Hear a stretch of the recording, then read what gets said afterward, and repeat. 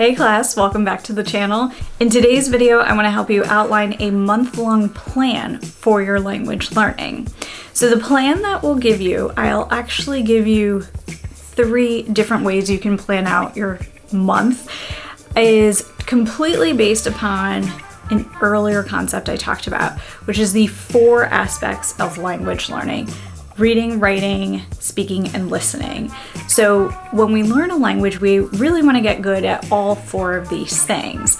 Often what happens when people are studying a language is they tend to focus on 1 or a few of these, but not all 4. So that means they might end up being pretty good in conversation, or they might be pretty good at, say, reading a text, but when it comes to, say, writing something themselves, they're not very well equipped, or when it comes time to actually sharing their own thoughts and ideas, they can't really do it comfortably. So when we make a plan for how we're going to learn a language, we really do want to include all 4 of these things. So I teach English. I've also studied a few other languages myself. So the tips that I'm going to give you here today, you can use for any language that includes all 4 of these things, or that you want to make sure that you get strong with all 4 of these things. If for whatever reason you don't really care about writing or reading because you find the writing system in the target language too hard, or you just don't think you're going to actually need it, you can skip it, but the tips I'm giving you are really meant to help you become strong at the full language. So remember, we have those 4 aspects: reading, writing, speaking, and listening. Every single month has at least 28 days in it. So the way we can think about how to organize our time would be based on these 4 things over 28 days. So one way you can approach this is you can assign each day of the week a different focus. So you might say, Monday I focus on speaking, Tuesday I focus on listening, Wednesday I focus on reading, and Thursday I focus on writing.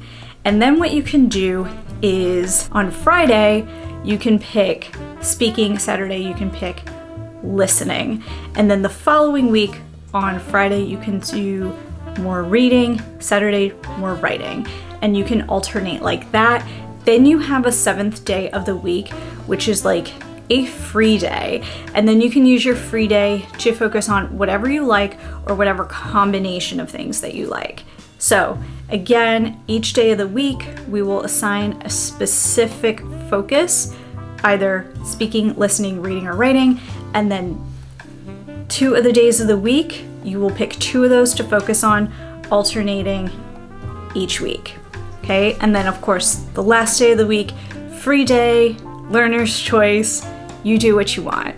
That's one way to organize it, week by week. Another way to think about it is, since every month has 28 days in it, you can just say, for 4 days, reading, writing, speaking, listening, and then the next 4 days, reading, writing, speaking, listening, whatever order you want to do them in, it's totally fine. You just alternate every 4 days. So each day has a different focus, and then you repeat the order over and over again until you get to 28 days. Most months have 30 or 31 days, which means you will have 2 or 3 days extra. You can use those as a day off, you can use those as free days, up to you, learner's choice in that scenario. Also, sometimes life happens, things come up, you get sick, you have to go to a wedding, whatever it is, you can take the day off and just live your life. You don't have to feel like everything has to be on this super strict schedule. The schedule is just mainly to help you get everything in consistently. And then the last way you could approach your schedule is, if there are 4 weeks in the month, you can say, this first week I'm going to do primarily speaking activities. The second week I'm going to do primarily listening. Third week primarily reading. Fourth week primarily writing. And if there are, again, any extra days in the month, then you can use those as free days to do whatever you like, or take the day off, up to you. So these are different ways we can think about structuring the month in terms of hitting all of the aspects of language in the month. Again, I want to really emphasize why it's important to do all 4 of these things, even if you just reflect on your day that you've had today and you think about your own native language and how you have used that language throughout the day today. I guarantee all 4 of these things showed up. And if they didn't, they tend to show up on most days of your life.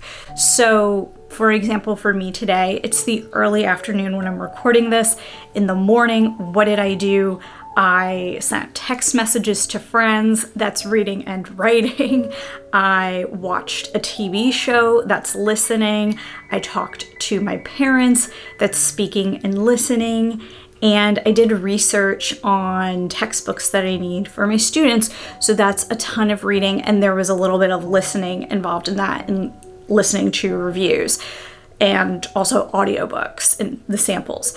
So you can see just in a few hours since I've been awake today, I've used all 4 aspects of the English language to just get through my day. So if you're going to be using your target language, chances are you're going to have to use all 4 of these things to just do basic normal things that people do in their life. So it really is wise to include all 4 of them. Now, some people might ask, well, can I just do like 1 month where I do just speaking and another month where I just do listening?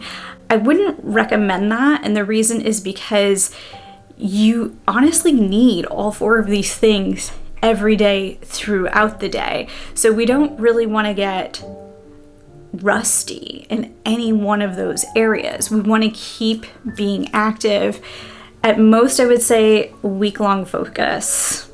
You know, I think you're not going to get too rusty after a couple weeks off of, say, reading, you know, but the more you can keep it in your regular rotation, the stronger you're going to keep that muscle, so to speak, overall. It would be kind of like physical exercise. And if all you did was leg strengthening activities and then you had to go onto an airplane and put your luggage in the overhead compartment and you didn't have the strength in your upper body to get your suitcase up, and then in the process you like hurt yourself because you don't have the strength and you haven't worked it. It would be the similar experience with a language that you're learning. If you neglect to learn a certain part of the language, or you just don't tend to focus on it when you go to use that skill, you'll find yourself in a situation where you need the skill. You just won't have it, and it'll be very difficult for you.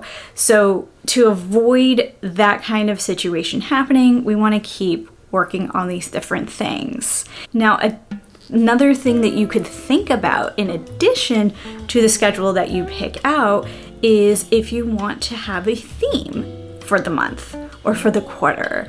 So for example, maybe you are realizing, oh, I don't really know much about cooking and I don't really have much language to apply to cooking in my target language.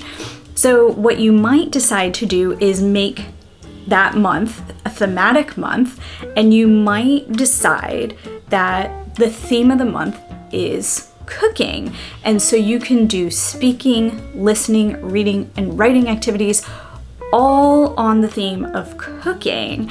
So then you're hitting all 4 aspects of language, and then on top of that, you are building and reinforcing different vocabulary and phrases and ways of using your target language specifically in the realm of cooking. That would actually be a really wise move, I would suggest, because the more you repeat the thing that you're learning, the more likely it is to stick. So for example, in English, chopping and slicing and cutting are not exactly the same thing in cooking. They're slightly different. So to understand that nuance of difference and for it to stick, you would want to repeat many different activities over and over and over again that keep bringing up those different vocabulary words. Because if you do that, by the end of the month, you're likely to actually remember and effectively use those words without having to try very hard. You might be in the unconscious competent bucket, referring to another video. So you can just use it without having to think about it. And what I can do in future videos is get into specifics of what the different activities might look like in your schedule for the month. So please let me know if you have any questions about what we were talking about today. Leave those down in the comments.